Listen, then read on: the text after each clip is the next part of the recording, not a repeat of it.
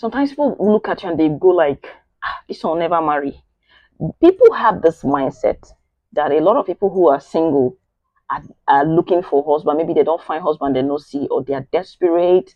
They've not seen a partner. No, a chosen one. No, me, I don't know about other chosen ones, but me on my own, I believe that every chosen one, you cannot just get married to anybody. That is the truth. Because the truth is, everybody that you meet, some of them are possessed. Some of them were sent to destroy your life. So they know what they are doing. When they come close to you, they don't have any mission except to bring you down. It's just like a mission that they have assigned somebody. If they try this one, it doesn't work, they bring another person for you. That is why at some point when you notice it, you see that this person is nice. And after some time, this person starts changing. So people need to understand that being single doesn't mean that you are not seeing men. I don't believe in all these things people say that uh, women plenty pass men. This that now lie. See, men full everywhere. If you want to get married now, you can get married now. But the issue is, where are you going with that marriage? Is that person assigned for you? Is that person your life partner?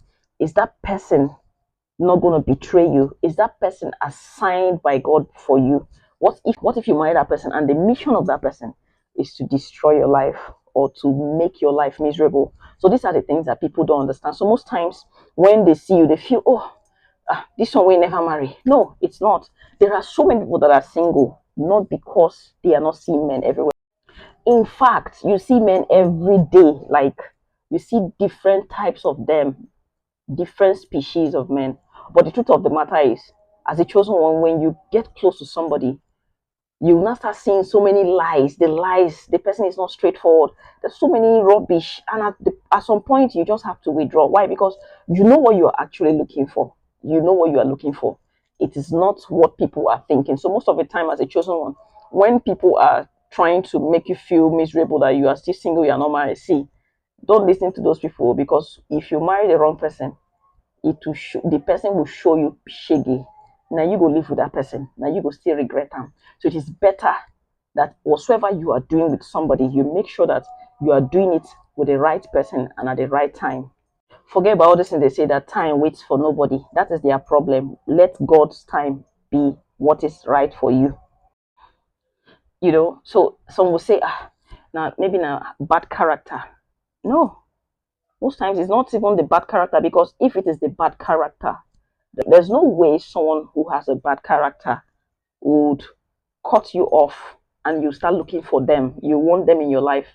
I was telling someone, I said years back, those days, everybody that I've ever had any relationship with, they always want to come back. And me, the problem I have is in friendship, in relationship, once I cut you off, in friendship, in relationship, once I cut you off, I am done. I don't want problem, because I am so much concerned with sincerity. If you're not sincere, what am I doing with you? Because someone who is not sincere can ruin your life. Someone who is jealous, not sincere, greedy, can kill you and can take your life and collect money. Get it? And as a chosen one, you need to understand that you cannot just settle with anybody. You cannot just marry anybody. You must marry someone who is in line with what you do. Even if they are not in line, they support what you do, or they understand what you do. Do not forget, you must make sure that the spiritual aspect of it, they understand it, and they are also in line with your spirituality, because that is the major thing. That is the cocoa. If the both of you are spiritually inclined, it helps you. It will make the both of you understand each other.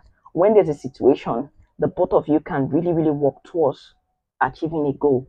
But if the person don't understand anything and you are saying something, the person will be looking at you like, waiting this one they talk.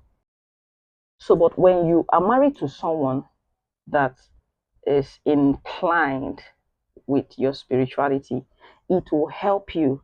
You don't need to start interpreting anything for this person. You don't need to start asking, you don't need to start saying, okay, this thing is like this. When you go to a place and something happens that has to do with spirituality, once the both of you see that thing, he's also spiritual, you're also spiritual. The both of you will look at it. You may not even talk. but you understand. You don't need to say anything. If he's naive, if he doesn't know, if he's not inclined with spirituality, he will just be looking at you, now start interpreting. It's like this, and you will now start looking stupid. But when you both understand yourself, oh my God, there's no need to start interpreting anything. You don't need to interpret anything. You both understand. As soon as you walk into a place and something happens, you would feel it, he will feel it. And he has to be more spiritual than you as the woman, if you're a chosen one. He has to be more spiritual, even if he's not, or at least the both of you understand spirituality. It will help you a whole lot.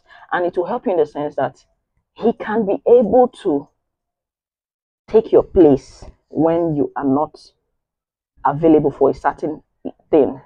Let's take, for example, if you're an artist and something happens, you are singing and something happens, he can take your place. Or even if you are a speaker, you speak in public, something happens. Like, let's take, for example, you go for an event and something, God forbid, something happens and nobody to take your place. He can just stand up, pick up the mic, and say, okay, just to cover up the whole thing. Or even if you are not available for something, he can decide to take your place, or she can decide to take your place and do those things.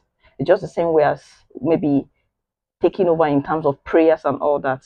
When people all gather and you are not around or something happens, then he can decide to take over. But a situation whereby he is not spiritually inclined like you, or she is not spiritually inclined, she cannot take your place. As soon as you leave the stage, everything don't end. Everybody go house. And it is also very good in the sense that if the both of you are spiritually inclined, it will help you to be able to teach and nurture your children in the way of God as chosen ones. And your kids will be ordinary.